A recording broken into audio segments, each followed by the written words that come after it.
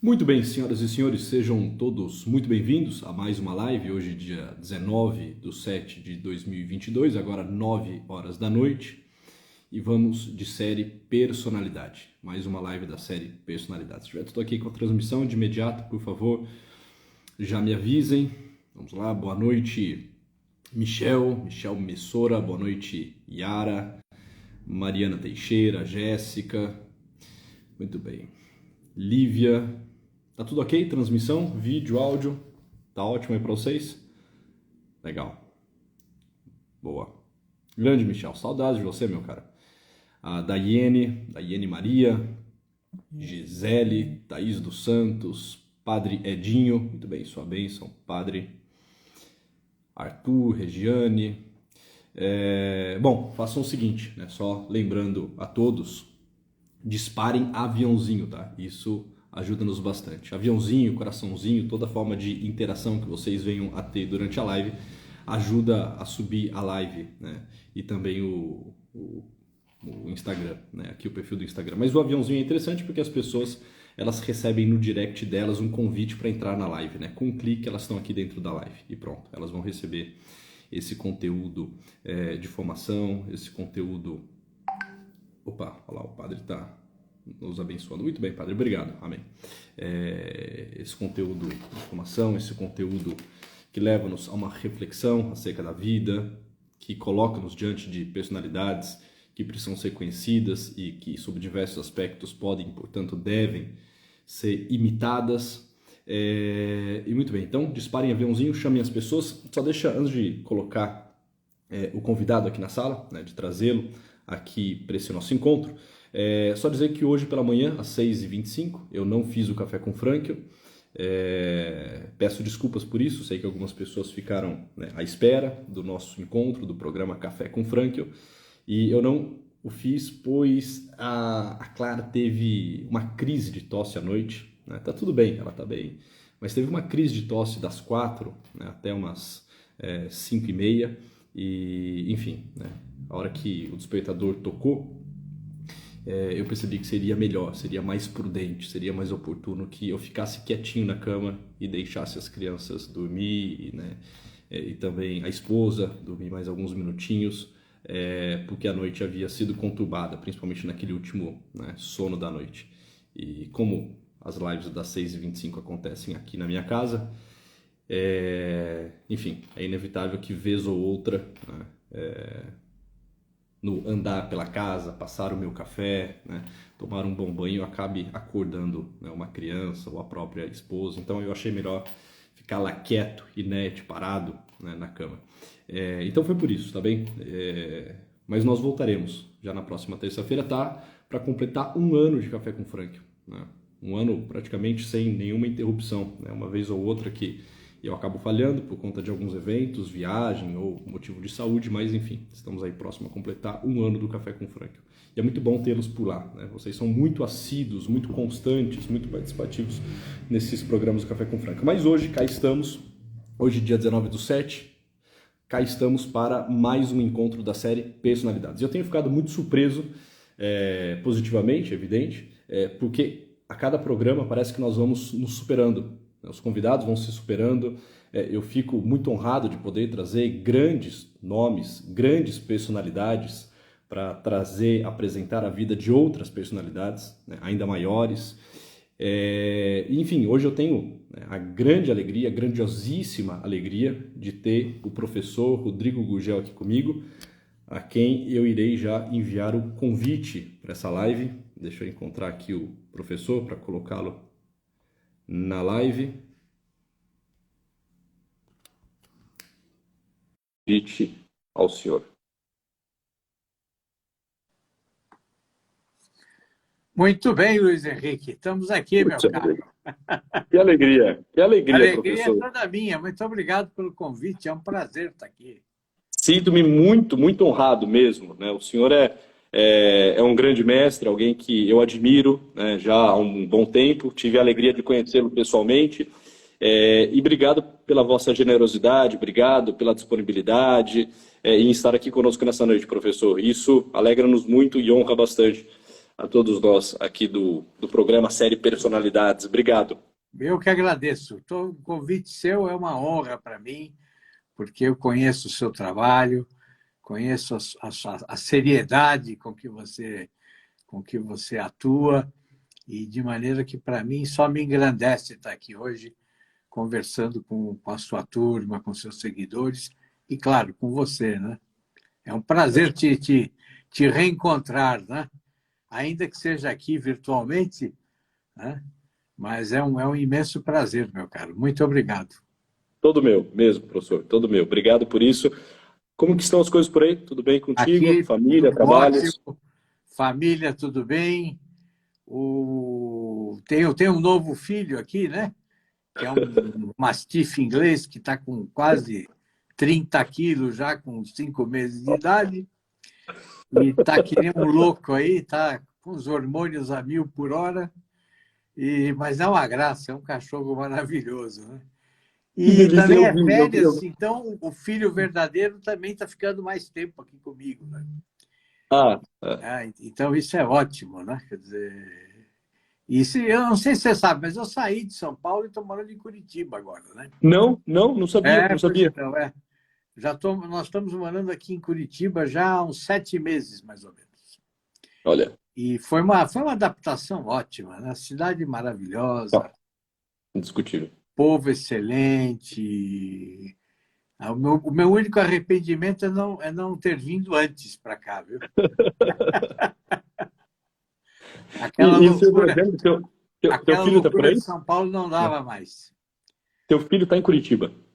Não, meu filho, eu não sei se você sabe, mas ele já está com 29 anos de idade e ele é antropólogo, é mestre em filosofia, né? Fez a dissertação de mestrado em Santo Agostinho e depois do mestrado decidiu entrar para o seminário.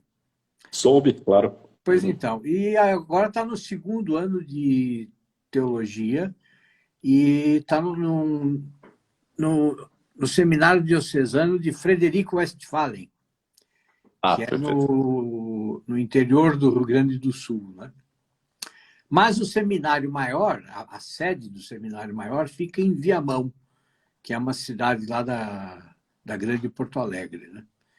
Então, agora ele vem 2 vezes por ano para cá só. É o tempo que a gente tem para se encontrar, para se Que rever. delícia. Mas ele está muito feliz, está plenamente realizado.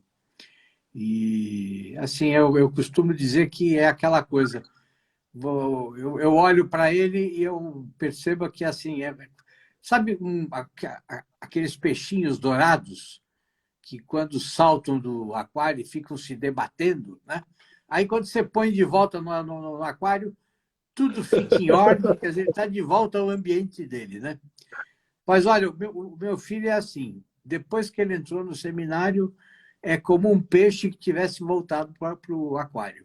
Ótimo, Então, assim, ótimo. está plenamente realizado e já está fazendo um trabalho muito bonito aqui nas redes sociais. Enfim, graças a Ótimo. Deus, está Interessante, eu melhor. vou segui-lo. Não sabia que ele está também por aqui. Como que eu o encontro? Rodrigo Gurgel também, mas é @ro.agp ou PAG, alguma coisa assim. Tá. Bom, certamente alguém aqui da live, das 150 pessoas que aqui estão, sabe. Por gentileza, coloquem aí. Eu quero anotar que depois eu quero acompanhá-lo. Quero Não, ele segui-lo. está fazendo um trabalho bonito. Hoje mesmo ele fez um vídeo lá falando sobre a diferença entre gostar de alguém e amar alguém, né? Quer dizer, fazem as perguntas e ele publica lá Ótimo, uns ótimo. vídeos Eu explicando. escuto falar muito bem. Eu escuto falar muito bem do teu filho. Enfim, a matriz sabemos que é boa, né? Olha lá, colocaram arroba Muito obrigado. não é isso? Ponto GPAG? É isso? Tá pronto, pronto. ro.gpag, exatamente. Tá, vou até deixar anotado aqui, pronto. Tá. Ô, professor, então só Sim. deixa eu apresentá-lo. Eu sei que boa parte dos que aqui estão o conhecem, boa parte dos que estão aqui na live são seus seguidores, assíduos, mas só para deixar guardado isso também para a posteridade, né? Aqueles que porventura vão assistir aqui no meu canal ou, né, no YouTube, enfim, o professor Rodrigo Gurgel é professor de literatura e escrita criativa, é ensaísta, diretor, leitor crítico, crítico literário do jornal Rascunho e do jornal Folha de São Paulo. Foi um dos 10 vencedores do concurso de contos do jornal O Estado de São Paulo. E, entre muitas outras coisas, né, títulos, trabalhos, é também amigo do nosso querido professor Olavo, amigo pessoal do professor Olavo. E eu estou pensando, inclusive, em convidá-lo, professor Rodrigo Gurgel, para, em algum momento aqui na série Personalidades, nos brindar com a vida e a obra dessa grande personalidade que foi o Olavo de Carvalho. Faço com imenso prazer, com imenso prazer. Ótimo, ótimo. Faremos isso. Eu irei convidá-lo. O Olavo é excepcional, é uma figura... Eu uso o tempo presente de propósito. Ele é excepcional, porque para mim é como se ele continuasse vivo, né? Ótimo, ótimo, excelente, excelente. Professor, eu achei muito interessante a tua proposta de falar de Tolstói. Eu confesso que quando eu pensei nas possibilidades desse quadro Personalidades, fui pensando em algumas dezenas de nomes, né, de santos, doutores, né, enfim, diplomatas, escritores. Tolstói é alguém que, no primeiro momento, né, assim, não foi alcançado pelo meu radar, não entrou no horizonte de possibilidades. Mas quando o senhor falou, eu achei muito interessante, né? É um homem de espírito inquieto, né? Um homem que, na sua vida, gerou algumas polêmicas, é uma biografia que divide opiniões. Então, assim, considerado por muitos, né, um dos maiores escritores de todos os tempos. E eu estou muito curioso para conhecer a fundo aqui contigo na noite de hoje a vida de Tolstói. Conheço de forma bem superficial e eu lhe agradeço muitíssimo por nos brindar com a vida, né, de Tolstói. Então, eu já lhe passo a palavra, sem mais delongas, para que o senhor possa discorrer sobre isso. Muito obrigado. Não, mas olha, quando você me convidou, fez a proposta, assim, eu pensei em vários nomes, né? E fiquei pensando e tudo mais. E eu falei, não, mas vamos falar de alguém que assim que teve cuja principal característica foi ser contraditório a vida inteira. E assim, e ser um grande causador de confusão, compreendeu? Porque assim, a especialidade dele, além da literatura, foi causar confusão. Ele foi assim uma coisa incrível, né? Mas vamos começar falando assim do que a gente pode chamar de parte boa do Tolstói, né? Que é essa coisa da literatura, né? Quer dizer, ele tem uma infinidade de obras, quer dizer, as obras completas dele são mais aí de 50 volumes, é um negócio impressionante. Assim, só os diários dele são cerca de 14 volumes, né? E sequer foram traduzidos integralmente em inglês, para você ter uma ideia, né? Quer dizer, então, aqui se em inglês não existe, aqui no Brasil, então, não tem nem uma brochurinha, né? Então, assim, é um homem de uma produção intelectual vertiginosa, né? Febril. É um negócio assim impressionante, né? E uma produção literária, né? Literária, porque ele também escreveu não ficção, escreveu ensaios, escreveu até cartilhas para crianças, né? Mas, falando exclusivamente da produção ficcional dele, o que é que caracteriza, o que marca a obra dele? O Tolstói, ele era dono de uma hipersensibilidade, né? Para perceber assim as nuances, as gradações mais simples ou mais complexas dos seres humanos, né? E a maneira como eles se relacionavam com a realidade. E ele não só percebia tudo isso de uma maneira assim inigualável, né? Mas como também conseguia colocar todas essas impressões numa prosa que era extremamente envolvente, né? Que é extremamente envolvente. Então, já que nós estamos aqui falando com um psicólogo, né? Você pega, por exemplo, um grande romance dele, que é o Anna Karenina, né? Então, assim, chegou um momento, enquanto ele estava escrevendo, porque a Ana é uma adúltera, né? Uma mulher que abandona o próprio filho para ficar com o amante, e é uma figura que vai se degradando psicologicamente ao longo do romance, né? E assim, chegou um ponto do romance em que aquele romance se tornou insuportável para ele. Exatamente por causa disso, porque assim, ele não aguentava mais lidar com aquela mulher que seguia, né, caminhando numa degradação não só moral, né, mas mental mesmo, né, uma degradação psicológica. Então, para tornar suportável o romance, o que ele fez? Ele colocou um segundo protagonista, que é o alter ego dele, que é o Lievin, né? Então, ele inseriu esse sujeito na história para criar um equilíbrio, né? Então, você lê o romance, e o romance são duas linhas, os dois protagonistas, as duas histórias correndo paralelamente, né? E indo em sentidos completamente opostos. De um lado, a Ana, né, que vai se degradando cada vez mais, e de outro, o Lievin, que vai se espiritualizando cada vez mais, né, e que gradativamente vai abraçando todos os valores que são caros para um cristão, né? Quer dizer, a família, né, a defesa da vida, o encontro pessoal com Deus, enfim. E agora, ele faz tudo isso de uma maneira absolutamente envolvente, né? Quer dizer, se você pega a forma como ele vai transformando a personalidade da Ana, é um negócio incrível, né? E aí, quando você volta lá para o início, porque é um romance de 1000 páginas, né?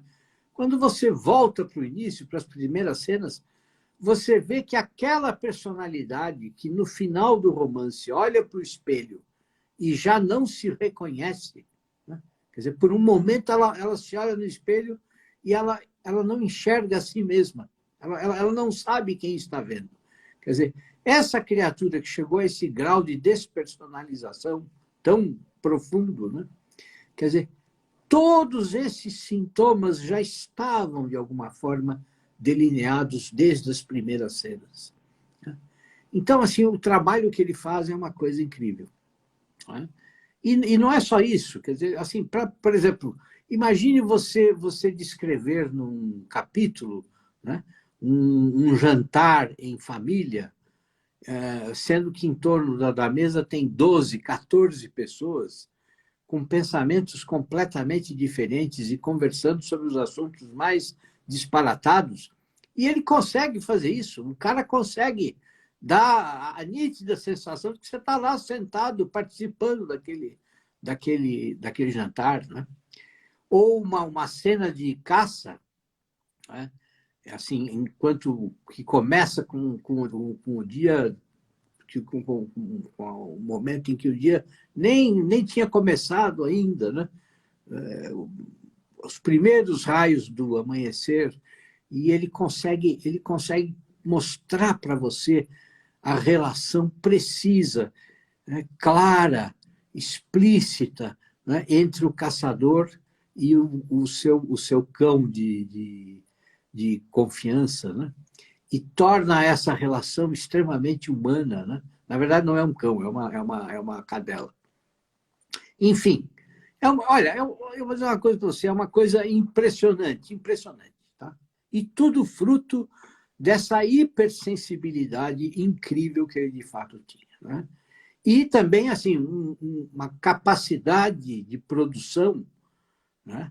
Quer dizer, uma seriedade, uma disciplina, né?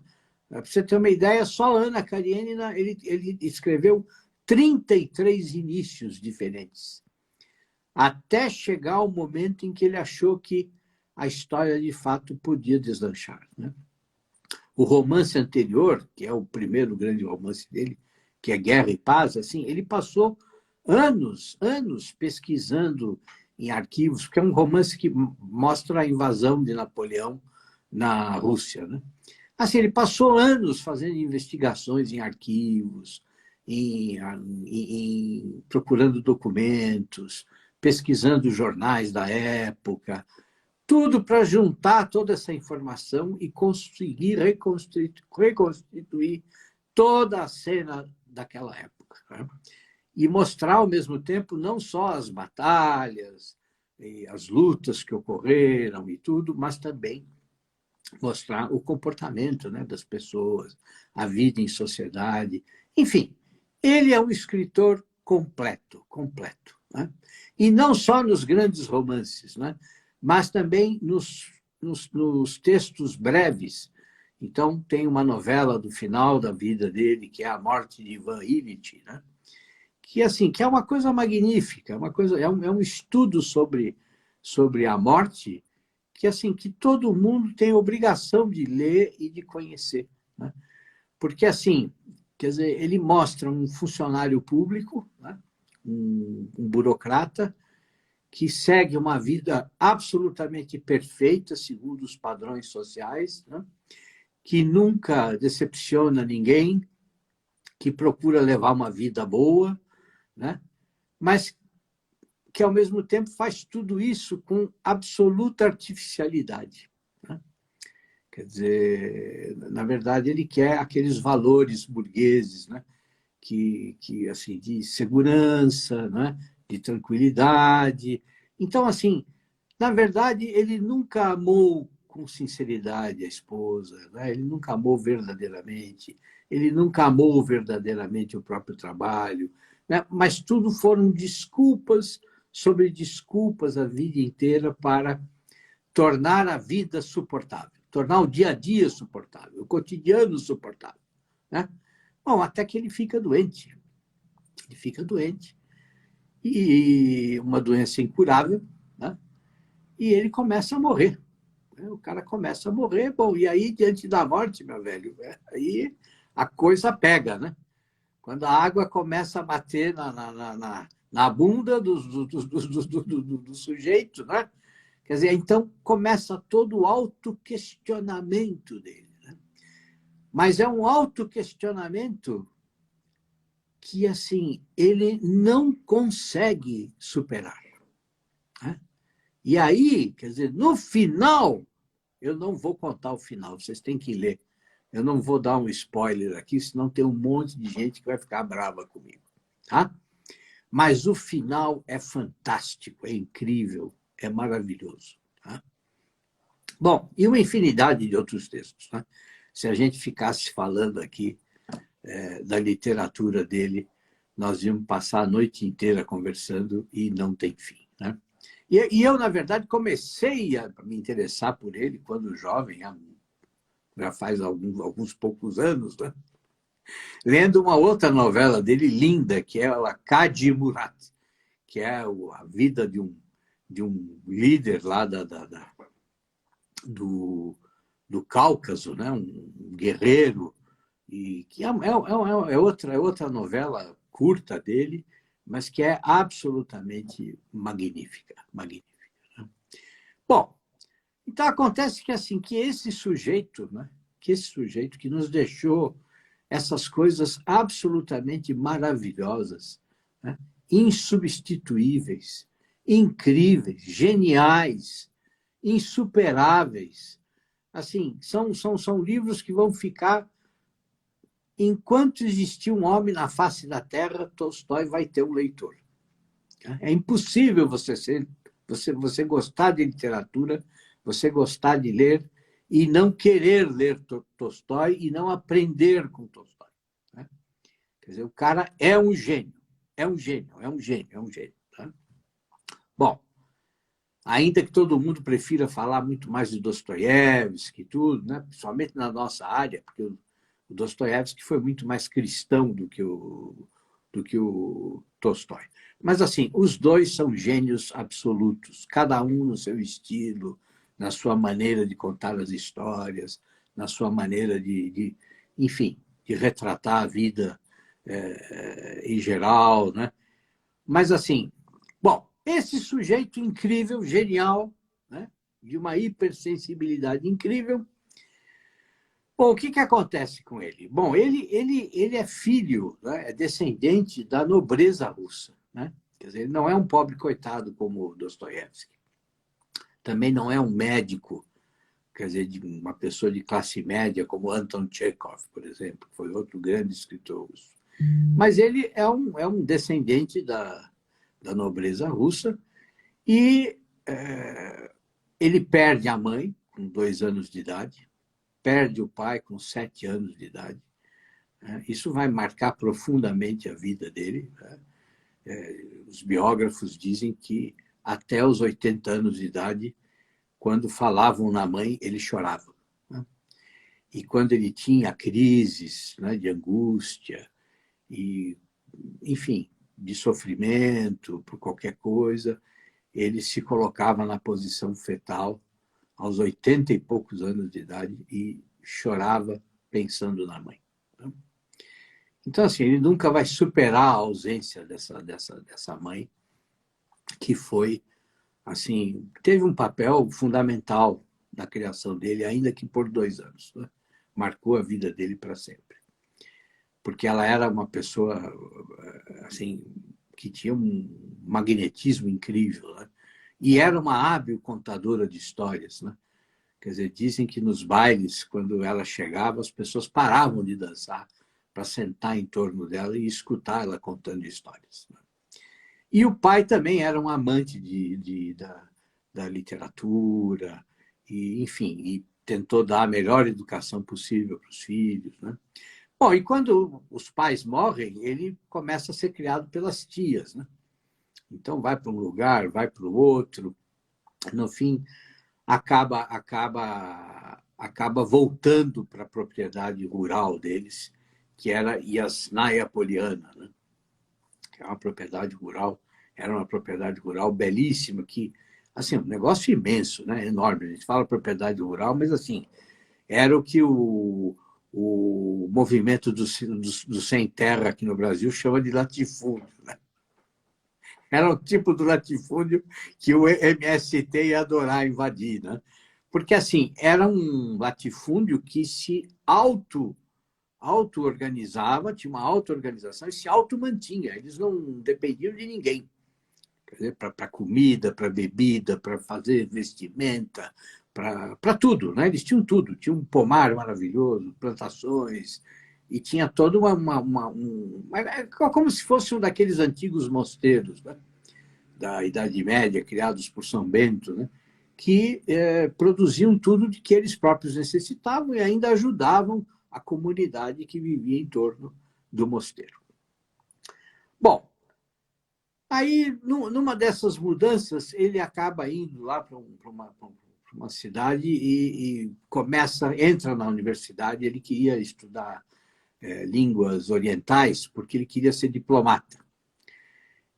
Mas, assim, ele vai ser um aluno medíocre, tá? Um aluno absolutamente medíocre, porque ele não vai estudar nada, porque ele só sabia fazer 3 coisas: visitar prostitutas, ficar na jogatina e apostar na roleta, tá?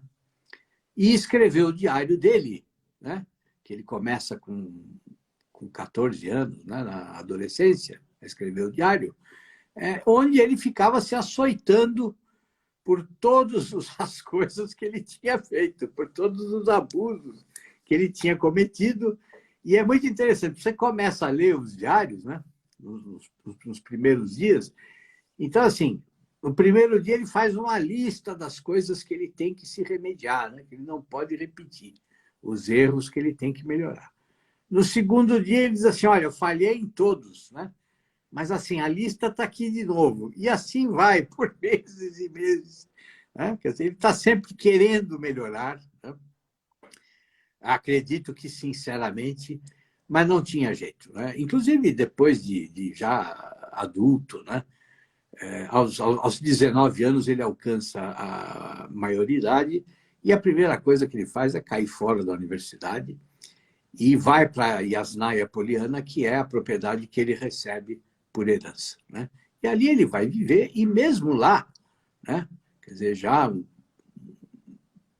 mais velho, né?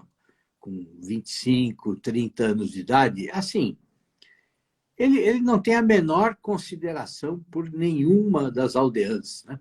Quer dizer, se ele gostasse da moça, fosse ela casada ou fosse ela solteira, ele exercia o direito dele direito não, né? Na verdade, não. Era uma forma de direito, porque a servidão russa ainda existia, né? E assim, não quer saber, e ele mantém relações sexuais com todos, e deve ter um monte de filhos aí, ilegítimos e tudo, né? Mas, ao mesmo tempo, quer dizer, essa constante tentativa de mudar de vida, né? De mudar de vida. Bom, ele casa aos 34 anos com a Sônia, que tinha 18 anos na época, né? E ele escolhe a moça, assim, propositalmente, porque ele queria alguém que ele pudesse moldar de acordo com aquilo que ele acreditava que era o papel da mulher, né? E para ele o papel da mulher era muito simples. Assim, ela tinha que procriar e tomar conta da família, né? E ponto final.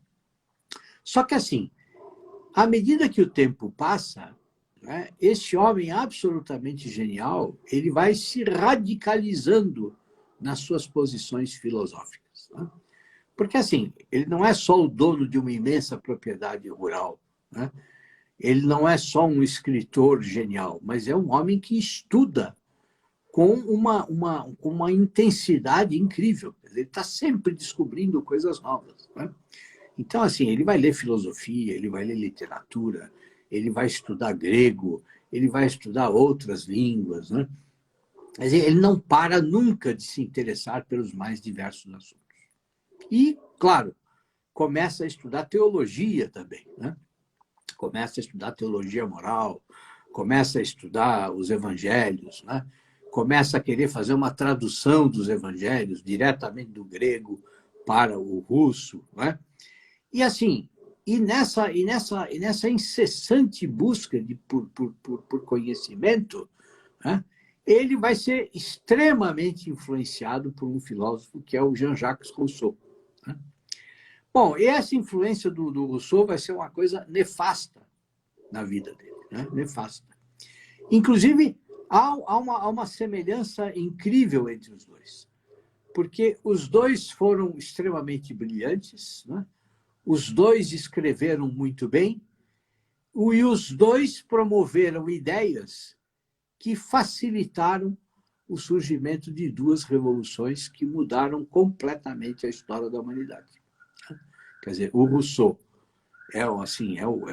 talvez, em termos de pensamento, praticamente o carro-chefe da Revolução Francesa, e o Tolstói vai ser o quê? Vai ser o cara que vai, assim, abrir as portas da sociedade russa para o comunismo, né? Para os bolcheviques, né? Ele nunca vai falar claramente em favor dos bolcheviques, mas as ideias dele, todas as ideias que ele vai começar a defender, vão favorecer tremendamente o avanço dos comunistas, né? Bom, e agora, que ideias são essas, né? Que ideias são essas? Devagar, ele se transforma num anarquista cristão, tá? Um radical religioso, mas um radical religioso que se opõe à Igreja Ortodoxa totalmente, tá? E que se opõe também às verdades mais básicas do cristianismo, né? Então, ele quer transformar o cristianismo numa solução para os problemas sociais e para os problemas existenciais que todos nós temos. Mas o caminho que ele escolhe para fazer isso, qual é? É tirar toda a transcendência do cristianismo, né? Então, assim, quando ele diz assim, não, só preciso fazer aqui um resumo dos evangelhos para todo mundo entender tudo isso, porque esses evangelhos são muito contraditórios e cada um fala uma coisa, eu tenho que fazer um resumo aqui, eu vou resumir isso daqui, porque só eu sei o que é o certo. Né? E ele também tinha isso, ele era um homem de uma vaidade imensa, de um orgulho imenso. Tá? Assim, era um homem que nunca admitia que outra pessoa tivesse razão. Quer dizer, só ele podia ter razão. Né? Quer dizer, era uma personalidade assim, né? Ao mesmo tempo era um homem extremamente caridoso, né? Mas tinha essa coisa, tinha essa personalidade possessiva. Né? Imagine, ele passou 20 anos brigando com um dos grandes amigos dele, que foi outro grande escritor russo, que foi o Turgenev, né? E nunca se entendeu com ele. Né? E quando estavam a um passo de se entender, o Tolstói inventava alguma coisa e brigava de novo, entendeu? Quer dizer, eles se encontravam para se reconciliar e o Tolstói, depois de 2, 3 horas conversando, a mulher do Tolstói já começava a ouvir os gritos, entendeu? Mas, assim, brigas tremendas, né? Nunca se pegaram assim, de rolar no chão. Mas, então, não tinha jeito, não tinha jeito. Né? Mas haviam promessas, né? Promessas de soco e pontapés, né? Mas nunca chegou a... Havia muito mais, né? Mas, assim, era uma coisa incrível, né? Bom, e o que ele faz? Ele começa a estudar grego, contrata um professor de grego, um seminarista, tudo. Ele começa a estudar, tal, aí aprende grego e tudo. Disse, bom, espera um pouquinho. Vamos facilitar essas coisas aqui, né? Tem uma frase literal dele que é a seguinte: do que me interessa que Cristo ressuscitou ou não? Não me interessa nada, isso não me ajuda em nada, não resolve problema nenhum. Então, assim, eu vou cortar isso dos evangelhos. E ele corta. Ele corta a ressurreição de Jesus, ele corta qualquer ideia de que Jesus é o Filho de Deus, ele corta, assim, tudo que você possa imaginar.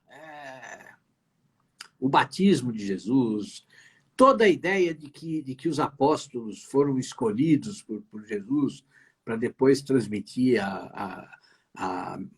os evangelhos, né? Ele vai eliminando tudo isso e transforma os evangelhos numa espécie assim de conjunto de regras básicas que se baseiam quase que exclusivamente no Sermão da Montanha. Né? Bom, só que assim, o que vai acontecer com isso? Ele começa a disseminar essas ideias e começa a ganhar adeptos. Tá? Bom, e aí, quer dizer, já cria um antagonismo tremendo com a Igreja Ortodoxa, né? Que é profundamente ligada até hoje ao Estado, né? Ao governo russo, quer dizer, naquela época, ao czar, né? E hoje ao governo do Putin, né? Quer dizer, as relações entre Estado e Igreja Ortodoxa lá são extremamente profundas na Rússia até hoje. Né? Bom, e ele começa também a desprezar qualquer forma de autoridade estatal. Né? Quer dizer, ele achava que o Estado... assim, ele diz assim, olha, quando ele viaja, né, jovem, ele presencia uma condenação à morte, né, pela guilhotina em Paris, e ele assiste a cena da guilhotina decepando a cabeça do criminoso. Bom, e ele sai dali horrorizado e ele escreve para um amigo dizendo assim, olha, hoje eu tenho absoluta certeza de que o Estado só serve para uma coisa, o Estado só serve para corromper as pessoas, né, e o conjunto da sociedade. Então, assim, eu jamais vou obedecer, nunca mais vou obedecer a nenhuma regra, a nenhuma lei. Né? Agora, veja a contrariedade. Né? Quer dizer, esse sujeito que pensa dessa maneira, né, que defende, inclusive, a divisão das terras entre os pobres, e que, enfim, abraça toda essa coisa que é o tolstoísmo, né? que tem adeptos até hoje. Quer dizer, ele nunca abdicou da própria propriedade que ele tinha. E também nunca abdicou do título dele de conde, né? De ser membro da nobreza russa. Né? Mas, ao mesmo tempo, quer dizer, o que acontece? Quer dizer, veja só a confusão que vai se criando na vida dele. Ele teve 13 filhos. Tá? Vivia nessa propriedade maravilhosa, incrível. Tinha a esposa que durante anos se desvelou realmente, né, por ele, né, não só copiando infinitas vezes os textos que ele escrevia, corrigindo tudo, que era tudo feito à mão, né? Nós temos que pensar nisso. Né? Quer dizer, ela copiava tudo, ela dialogava com ele, ela insistia para que ele escrevesse. Enfim, ela foi secretária, né, mulher e mãe. Né? E assim, e ele era tão radical, que imagine, um conde da nobreza russa, ele obrigava ela, a Sônia, a fazer as roupas dos filhos, porque ele dizia que assim que eles tinham que viver de uma maneira simples, de uma maneira pobre. Né? Ele próprio chega ao ponto de desenhar uma roupa para ele que ele não tinha que trocar, que servia tanto de pijama como para ele trabalhar durante o dia. Né? Bom, aí ele começa a ter as ideias assim de abandonar tudo e se transformar numa espécie assim de um Antônio Conselheiro, sabe? Quer dizer, um líder religioso que saísse vagando pela Rússia e visitando mosteiros e anunciando a palavra de Deus de acordo com o que ele pensava, claro. Né? Bom, e para isso, o que ele tinha que fazer? Ele começa a querer abdicar dos direitos autorais, né?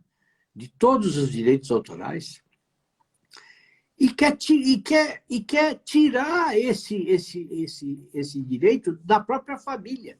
Né? E aí surge um personagem que foi fundamental na vida dele, né? Que foi o Vladimir Chertkov, né? Que foi um secretário dele.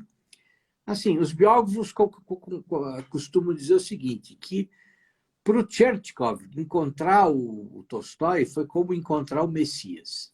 Tá? E para o Tolstói encontrar esse sujeito foi como encontrar um apóstolo, que fazia absolutamente tudo para ele.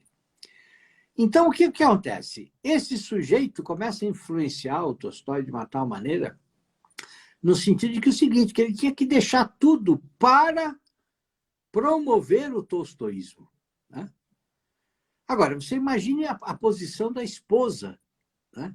E de parte dos filhos, porque tinham duas filhas que seguiam o pai nas ideias religiosas e concordavam com tudo. Mas e os outros filhos? Né? E a esposa? A esposa que dedicou a sua vida inteira, né, para ficar com ele, para cuidar dele, quer dizer, ia perder direito a tudo, a tudo. Né? Então, claro, começa uma disputa interna, porque esse sujeito vivia na propriedade com eles. Né? E assim, e aí, meu velho, aí o que acontece? Isso só se radicaliza, né? Só se radicaliza, até que o Tolstói faz um testamento escondido, né? Deixando os direitos autorais para essa instituição que o Chertkov comandava. Né? Mas a Sônia descobre. Né? A Sônia descobre. Bom, e ela tem um ataque histérico. Né? Enfim, o drama familiar é uma coisa assim tremenda. Né? O drama familiar. A família fica absolutamente dividida. Né? E o Tolstói, com todas essas ideias, né? Com todas essas coisas, com todas essas loucuras, né? Quer dizer, o que acontece? Quer dizer, ele, ao mesmo tempo, não se encontra consigo mesmo. Ele nunca consegue descobrir o seu próprio centro. Né? Assim, é como se esse homem, que foi tão grandioso, que foi tão iluminado, né, para produzir obras de ficção, e que fez coisas boas. Tá? Porque, assim, quando ele já era um idoso, ele fez uma campanha contra a fome na Rússia, que foi uma coisa impressionante, foi uma coisa maravilhosa. Quer dizer, ele já era uma figura reconhecida mundialmente, né? Quer dizer, e assim, tão famoso, tão respeitado, que, por exemplo, só os Estados Unidos mandam 2 navios de cereais, né, para atender ao pedido dele de alimentos para o povo russo. Né?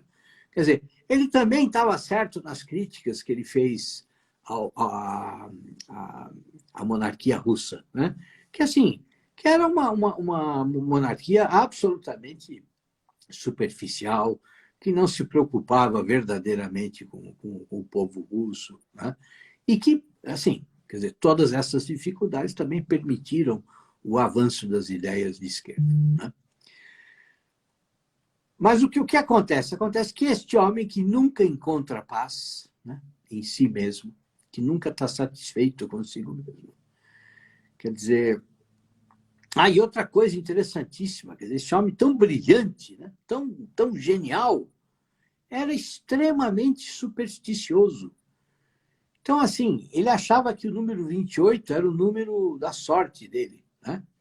Então, assim, muitas vezes ele obrigava a mulher a não a ficar segurando o nascimento de um filho para nascer no dia 28, entendeu?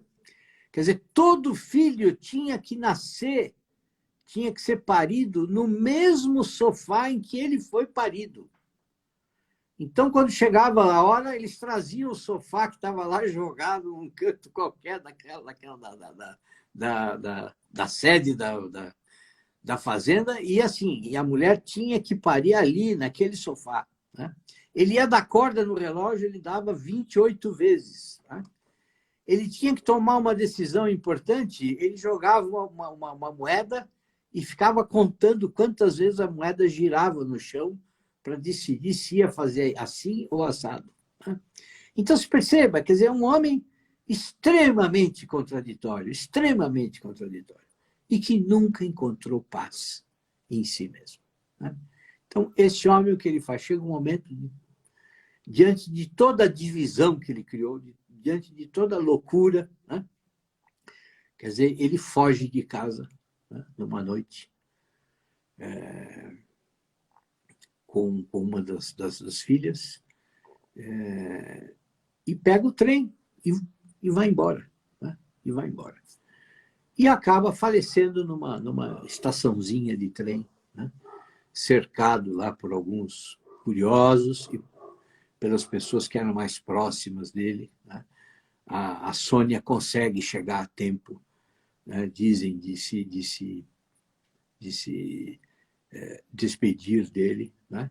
Mas ele tem um fim absolutamente melancólico, né? Absolutamente melancólico. Então, você veja, quer dizer, um gênio, né? Deixa eu ver aqui se eu esqueci alguma coisa de falar para você e para os teus alunos, porque eu fiz aqui uma cola, né? No fim, acabei falando sem precisar ler a cola, né? Ah, bom, uma coisa gravíssima que acontece, né? Isso é importantíssimo dizer. Quer dizer, imagina, quer dizer, um livro básico para você estudar o que é o tolstoísmo, né, em termos de concepção filosófica e de organização da sociedade, de pensamento anárquico, né, é o livro chamado O Reino de Deus está entre nós. Que, assim, imagine, são 13.000 páginas de manuscritos. Né? Agora, chega um ponto na loucura dele, em que ele começa a repudiar, inclusive, toda a cultura ocidental. Tá? Então, assim, ele vai dizer que Shakespeare é uma porcaria, que Beethoven é uma porcaria, que Schumann é uma porcaria, que não sei... Assim, nada mais prestava para ele, porque todo mundo era falso, todo mundo era hipócrita, a arte tinha que ser uma arte cristã, mas não qualquer cristianismo, tinha que ser o cristianismo dele, o cristianismo que ele acreditava. Né? E aí o que ele faz? Ele escreve um romance, né, chamado Ressurreição, e tem lá uma cena em que ele faz uma sátira à missa. Né? E aí não tem jeito, né? Quer dizer, aí ele é excomungado Mas como... pela Igreja Ortodoxa. E, bom, e essa excomunhão não foi tirada até hoje, pelo menos que eu saiba. Quer dizer, ele permanece excomungado, né? Bom, Ele enfim, deixa a mulher, ele deixa a Sônia completamente louca, né? completamente louca. Ela tenta, inclusive, quando ele foge, né, ela tenta se matar. Ela se joga no lago da, da propriedade, né? Mas antes disso, ela teve vários acessos, né? E tem relatórios médicos dizendo que ela era uma histérica, que ela era uma pessoa neurótica, que ela era uma pessoa... Mas, assim, assim, eu tenho um pouco de... Assim, eu prefiro defender ela do que defender o Tolstói, entendeu? Porque, assim, não deve ser mole você conviver com um homem desse durante aí 40, 50 anos da sua vida, né? Se entregando totalmente para ele, cuidando de 13 filhos, né? Quer dizer, assim, sem parar. Quer dizer, tem escritos cartas dela, né, em que ela diz assim: olha, já são 5 anos que eu não coloco o pé fora daqui. Assim, eu não faço ideia do que seja mais a vida, né? Quer dizer, eu abandonei tudo. Aí, quando as crianças crescem e eles precisam ir para Moscou, porque, assim, os rapazes precisam estudar, as moças precisam ser apresentadas para a sociedade para poder casar, né? Para ter bons casamentos, enfim, era como funcionava na época a coisa, né? Bom, ele tem que ir, então, para um apartamento lá em Moscou. Ele quase pira. Então, o que ele faz? Ele descobre que se ele cruzasse a cidade inteira a pé, né, e fosse lá para a periferia da cidade, ele ia lá numa aldeia de lenhadores, né? Então, ele saía do apartamento todo dia, vestido como um pobretão, e ia lá cortar lenha com os caras o dia inteiro, entendeu? E ficava lá, né? Mas ele sempre foi assim, sempre essa coisa. Então, por exemplo, quando ele começou a se dedicar a fazer cartilhas para as crianças, bom, ele bolou uma cartilha que tinha 750 páginas. Então, assim, a cartilha teve uma edição só. Nunca mais foi publicada, porque assim é impossível, não tem jeito. Ele chega a propor um sistema pedagógico, ele cria na propriedade Sim, dele como uma ele escola, não é? cria essa coisa de você... Quer dizer, assim, primeira coisa, não pode ter disciplina. As crianças têm que ficar livres, né? E ele instituiu isso. Mas isso vem de Rousseau, isso é uma influência. É, Tá, exatamente. interessante. Ah. Então, assim, ele aplica isso, e ele brinca com as crianças. É um homem que, assim, ao mesmo tempo pueril, né? E ele se diverte, ele fica escrevendo coisas para as crianças, contos para as crianças, né? Quer dizer, ele achava que, assim, que tudo tinha que ser no contato com a natureza e os valores tinham que ser os valores dos pobres, dos camponeses. O que Tem uma importava... aproximação, tem uma aproximação dele com Gandhi, não? Parece que sim, parece que tem também alguma coisa assim, parece que tem, também tem isso, né? Ele influenciou muito o Gandhi, né? Mas, enfim, então, assim, quer dizer, é essa coisa louca, né? Aí o que acontece? Quer dizer, tudo isso, toda essa maneira de pensar, como eu falei, né? Isso contribui violentamente para o avanço dos comunistas. Porque imagina, assim, ele é contra a igreja, ele é contra o Estado, ele denuncia o Estado, né? Quer dizer, ele se torna, ele chega a um momento na vida dele em que, assim, na verdade, ele é o czar, né? Quer dizer, muita gente afirma isso. Quer dizer, ninguém, assim, ele se torna intocável, porque ele é uma autoridade internacional, né? Então, ele pode falar o que ele quiser, né? E aí, assim, o que acontece? Mesmo com a censura, os escritos dele são copiados à mão e são distribuídos pela Rússia inteira, né? Usando as gráficas dos sovietes, né? As gráficas do Partido Comunista. Quer dizer, os comunistas usam o pensamento dele, né, para ajudar a difundir as próprias ideias. Agora, é claro que ele é um homem visceralmente anti-Estado, como eu disse. Né? Uhum. Então, assim, não bate. Não dá para você ser comunista e para você ser anti-Estado. São duas coisas completamente antagônicas. Né? Então, o que acontece? Depois que ele morre, não tem a menor dúvida, né? Os comunistas começam a perseguir os seguidores deles, né? Matam, prendem, internam os caras em clínicas psiquiátricas. Né? Quer dizer, o único Tolstói que é aceito e que permanece durante todo o período dos governos comunistas é o Tolstói da ficção, né? Que continua sendo elogiado, que continua sendo impresso, que continua sendo estudado, que continua sendo louvado pelos comunistas. Mas o resto das ideias deles, eles riscam do mapa completamente, né? Porque não dá, né? Quer dizer, o cara era anti tudo, né? Anti tudo. Então é isso, meu velho. É esse cara absolutamente contraditório, né?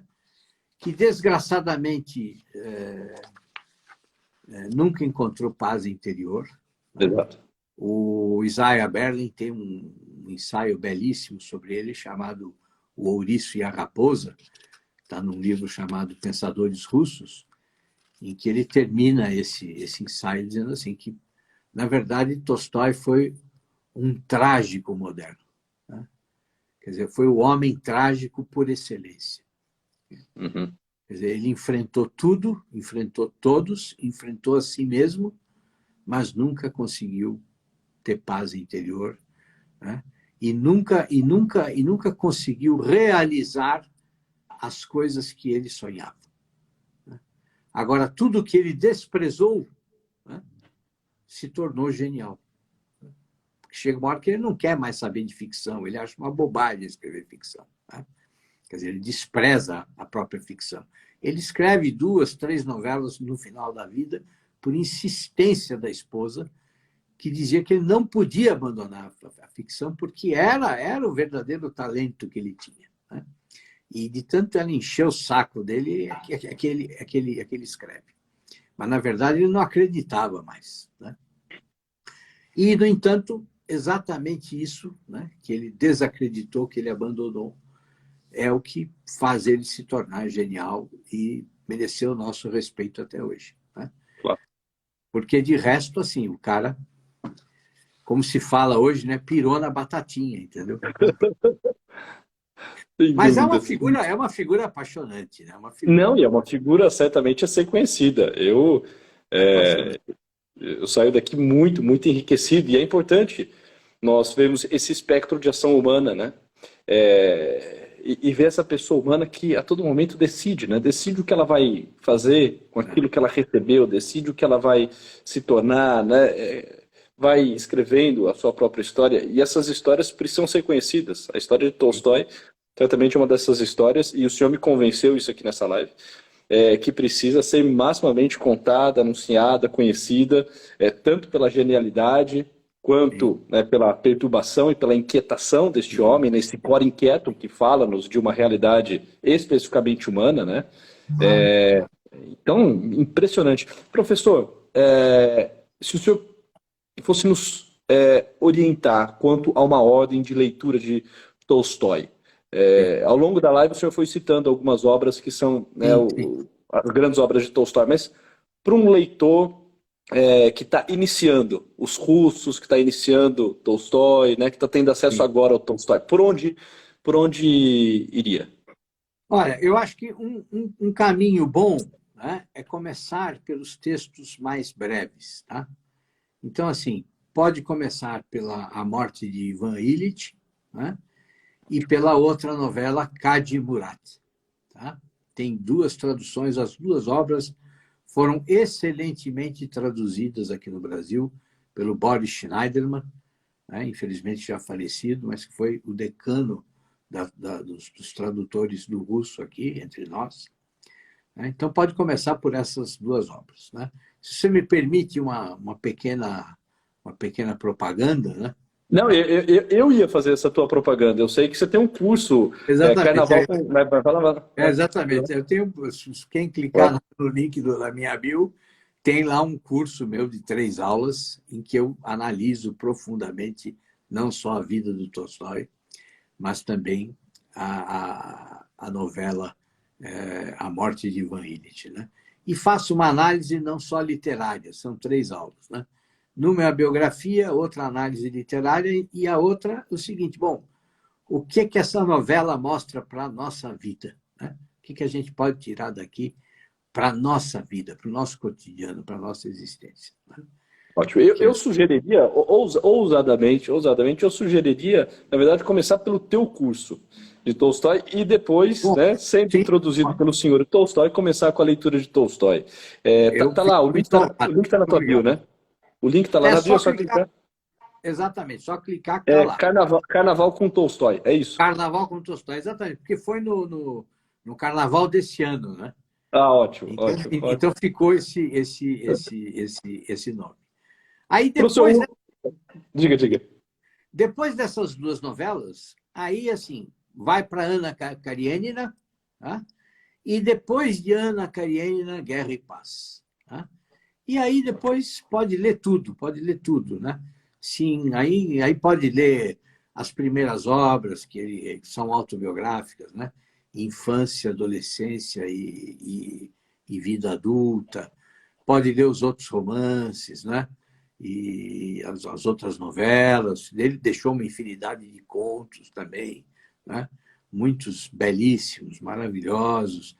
Enfim, e aí se conseguir encontrar, se lê em russo, então aí a coisa fica uma verdadeira loucura, porque está tudo publicado lá. Então, pode começar a importar da Rússia aí e ler os 14 volumes dos diários dele, né?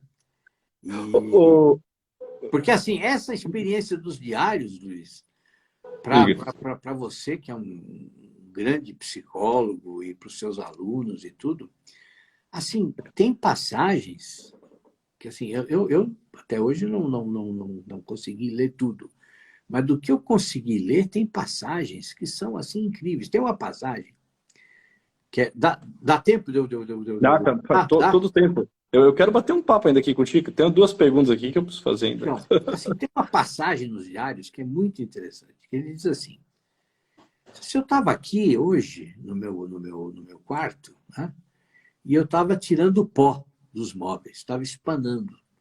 E depois, quando eu terminei de espanar, né, eu fui, tomei um banho, voltei, e aí, quando eu voltei, eu olhei para os móveis, né, e eu não sabia se eu tinha espanado o divã ou não. Aí ele começa a fazer uma reflexão em cima disso. Ele diz assim, bom, então espera um pouco. Quer dizer, se eu fiz e não sei, não me lembro o que eu fiz, quer dizer, então, assim, esse gesto automático mostra que eu não tenho consciência de tudo que eu faço. Caramba. Mas se eu não tenho consciência de tudo que eu faço, então é a mesma coisa que eu não tivesse liberdade. Né? Agora, se eu não fiz, né, e não lembro, também é um problema, porque eu tenho um problema de memória. Né? Então, assim, ele começa a fazer uma série de reflexões a respeito. O trecho é longo. Então, se percebe, quer dizer, os diários, a gente fala diários e dá a impressão que o sujeito escreve, né? Ah, meu querido diário, hoje eu acordei, né? E tomei sei lá, comi um ovo frito com 2 fatias de pão, e depois eu saí para ver as flores, né? É. E estava tudo lindo, e depois eu fui até o bosque, colhi frutas. Não é isso. O diário é uma investigação constante dele a respeito da vida e a respeito de si próprio. Eu fiquei muito Agora, curioso. Fiquei muito curioso de imagine ter um essa homem reflexão. fazendo isso a vida inteira, dos 14 anos até os 80 e tantos anos. Né? Impressionante. É uma coisa assim impressionante. Então, assim, isso é material para quem trabalha com terapia, para quem trabalha com psicologia, porque é uma coisa inestimável, inestimável. Né? Alguns desses relatos do diário nós encontramos em português? Olha, eu nunca achei, nunca achei, tá? Eu tenho assim algumas coletâneas aqui que eu arrumei em espanhol, tá? Ah, E eu sei que e também li muita coisa em inglês naquele site Projeto Gutenberg, tá? uhum, Lá uhum. parece que tem, me lembro que tem uma edição dos diários, mas não sei se é completa, tá? Tá, Mas em inglês, naquele site Projeto Gutenberg, a gente acha muita coisa também, tá? interessante. Outras línguas, sinceramente, não sei. Nunca procurei em francês. Ou agora, se alguém conhecer russo, é como eu disse, aí está tudo lá. Ótimo, ótimo. Professor, eu sei que essa pergunta. Opa, deixa eu só colocar aqui o cabo no celular. Peraí, acusou 5% aqui, pronto. É um pouco complicada, mas pensando em produção literária, não em biografia. Tolstói e Dostoiévski, quem o senhor acha maior, enquanto produção literária? Não, os dois são iguais. Os dois são iguais. Os dois são absolutamente geniais. Né? E é muito interessante também assim, a relação dos dois. Né? Porque assim, o Dostoiévski desprezava o Tolstói, porque eles foram contemporâneos. Né? Para. Então, assim, eles, para você ter uma ideia, eles nunca se encontraram para conversar. Tá? Quer dizer, o Dostoiévski desprezava o Tolstói porque o Tolstói desprezava a religião. Né? E a fé do Dostoiévski é impressionante. Né? E o Tolstói desprezava o Dostoiévski porque achava que ele era um bobo, que acreditava em tudo que a igreja dizia, e também tinha, da parte dele, tinha um certo preconceito social, entendeu? Porque, como eu disse, Claro, quer dizer, claro. ele era um membro da Era aristocracia, contra. entendeu? E o Dostoiévski, quem era o Dostoiévski? Coitado, né? Não era nada, né? Assim, em termos de escala social, quer dizer, ele estava fora do espectro, né? do Tolstói. Agora, é muito interessante porque,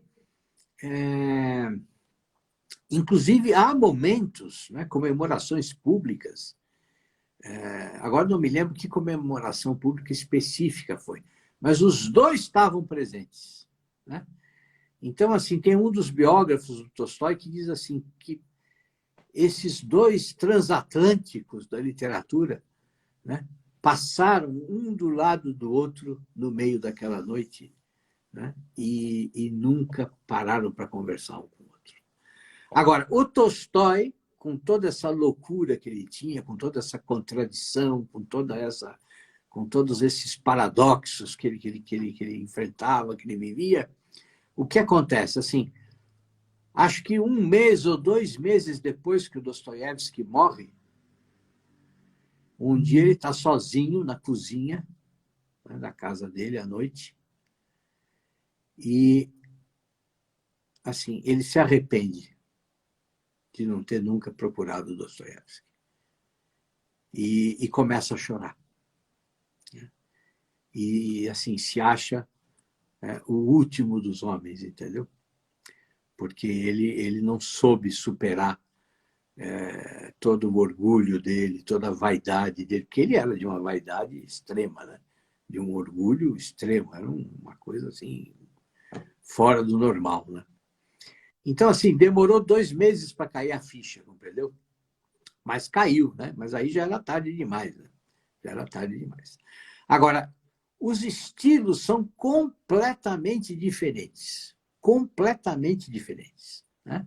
E o foco deles também é completamente diferente um do outro. Né? Completamente diferente um do outro. Mas, assim, são absolutamente geniais. Absolutamente geniais. A gente não pode passar a vida sem ler esses dois caras, entendeu? Assim, porque, assim, eles são incríveis, tá? Quer dizer, a capacidade que eles têm, né, de mostrar, a vida interior das pessoas para nós, né? E os dramas que as pessoas sofrem, né? Isso é uma coisa assim que tem um valor inestimável. Entendeu? E, ao mesmo tempo, criar esses romances que são realidades assim complexas, né? Quer dizer, você pega um romance como Crime e Castigo, por exemplo, quer dizer, assim, não é só a história de um sujeito que comete um assassinato e depois passa por um processo. Não, é um quadro, né, da vida russa, né, das ideias que estão presentes ali naquele momento, né, das ideias filosóficas, de todo o niilismo, né, que está presente ali, enfim. E a mesma coisa o Tolstói, quer dizer, você pega Guerra e Paz não é só um romance sobre a invasão napoleônica na Rússia, não. Ele tem toda uma teoria a respeito do que é a história, de qual é o sentido da história, de qual é, enfim, sabe, assim, os caras são geniais, entendeu? Aí quando eu digo, né? Agora eu vou falar uma coisa aqui herética, tá? Herética. Vão me apedrejar aqui, mas não tem problema. Quando eu digo que um russo pode passar a vida dele inteirinha sem ler Machado de Assis, mas que um brasileiro não pode passar a vida dele sem ler Tolstói e Dostoiévski, as pessoas ficam bravas comigo. Entendeu? Porque assim, porque eu não amo o meu país. É falta de patriotismo, É né? falta de patriotismo, eu não sei dar valor para os escritores brasileiros. Mas não é isto, não é isto. Assim, Machado é um gênio, Machado domina a língua portuguesa maravilhosamente, domina. Machado tem romances incríveis,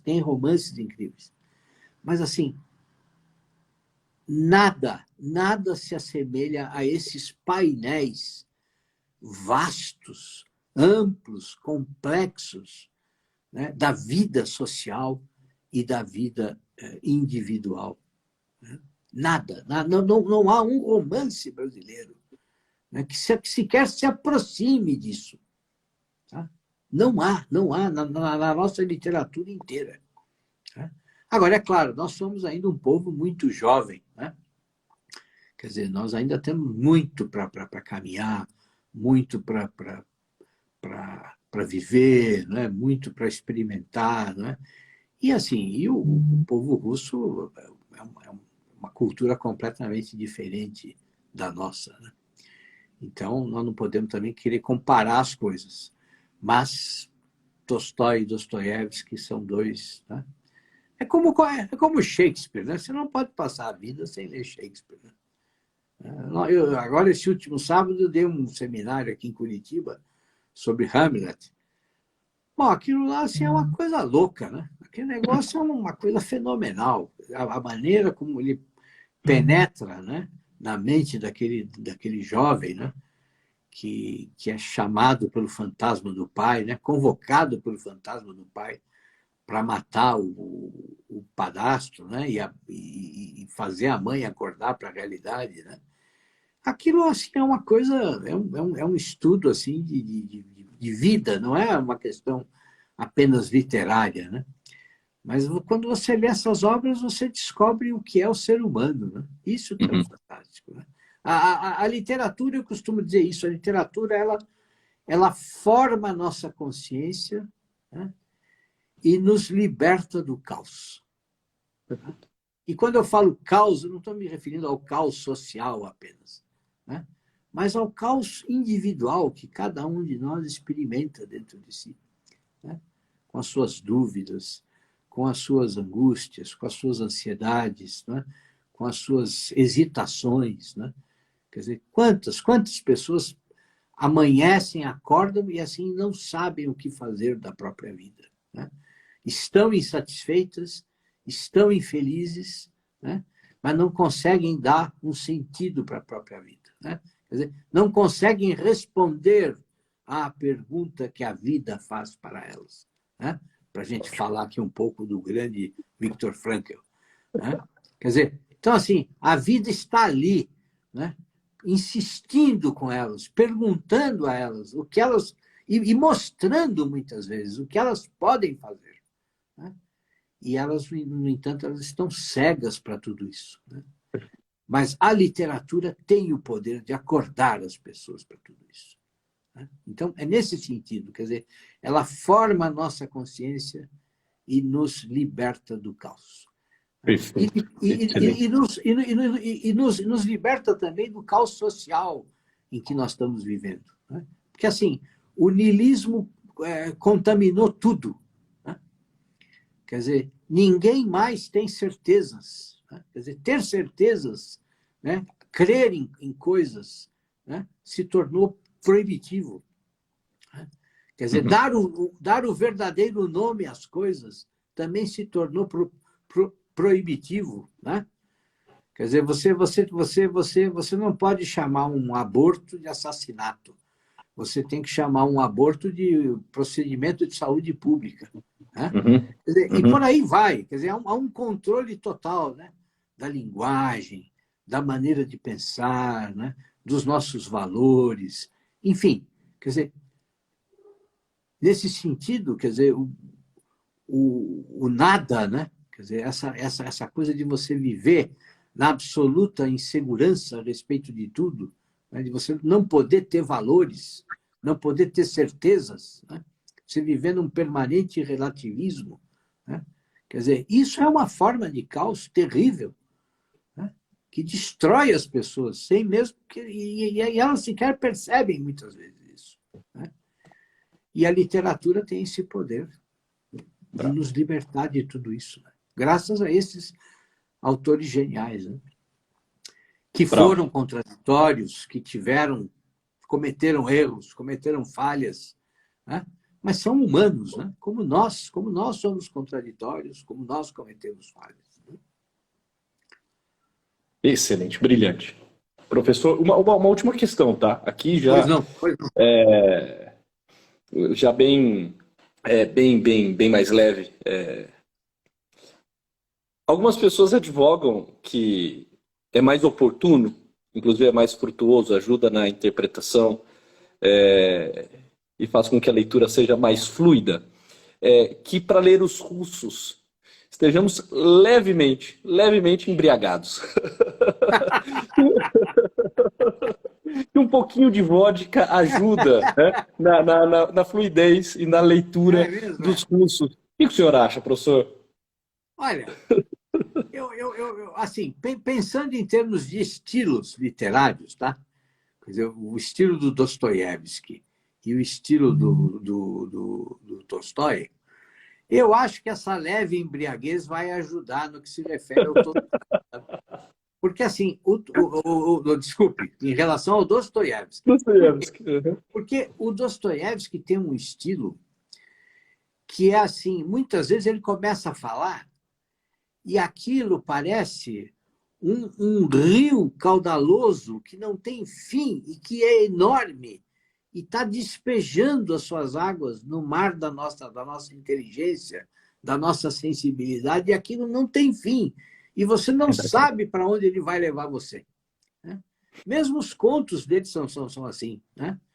Eu estava relendo hoje O Sonho de um Homem Ridículo, que é uma coisa fascinante, é um conto maravilhoso. E, assim, o cara está contando a história, meu cara, assim, parece que ele não consegue brecar o negócio, entendeu? E você entra naquela correnteza, você é arrastado por aquele texto, e você, quando vê, você está ali se debatendo no meio daquele texto incrível, genial. E você fala, para onde este cara me levou, meu Deus? Sem eu perceber, compreendeu? É um outro estilo, completamente diferente do Tolstói. Então, o que acontece?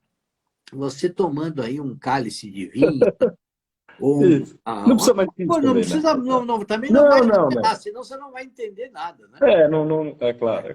Mas não vamos sair da sobriedade, não vamos sair da virtude, claro. Mas, assim, uma dose de vodka, uma dose de um bom conhaque vai tornar o Dostoiévski mais assim, entendeu? Você vai surfar melhor na onda do Dostoiévski.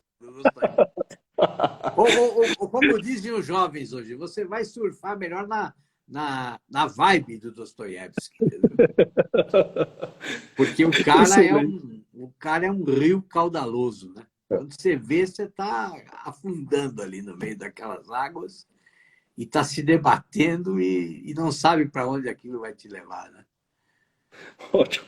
Professor, é muito bom ouvi-lo falar. É bom demais estar aqui contigo. Eu não quero passar muito do nosso combinado, porque eu sei que, né, o senhor tem aí a tua família, os teus afazeres, o teu descanso, o teu filho também para curtir, mas eu quero agradecê-lo muitíssimo Ô, meu por caro, essa generosidade. foi um imenso prazer estar aqui conversando com vocês. Muito bom. Que alegria. Obrigado por isso, professor. Quero convidá-lo outras vezes, e uma das vezes eu quero que o senhor nos fale um pouco sobre o grande Olavo de Carvalho. Acho que seria muito bom a todos conhecerem mais Ótimo, a biografia desse grande homem. Obrigado ótimo. por isso, obrigado por nos apresentar Tolstói. Uma vez mais, aqueles que quiserem conhecer um pouco mais de Tolstói e iniciar a leitura de Tolstói, tem o curso do professor Carnaval com Tolstói, o link está lá na bio dele. Professor, uma boa noite, um bom Muito obrigado. descanso, fique com Deus e até muito breve. Fica com Deus, viu? E espero que a sua filhinha esteja melhor aí do acesso de tosse de hoje cedo, Ela hein? tá, ela Tá bem. tá sim. Passou o dia bem. Vamos ver agora à noite, né? À noite que as coisas pioram um pouco mais. É, Obrigado por isso, professor. tá ótimo. Um beijo para todos aí na sua casa. Felicidades. A todos Fica aí com também. Deus. Obrigado pelo tempo. Amém. O senhor também. Um Fique abração com para Deus. vocês. Todo mundo que Abraço a acompanhou todos. aí com Tchau, tchau. paciência.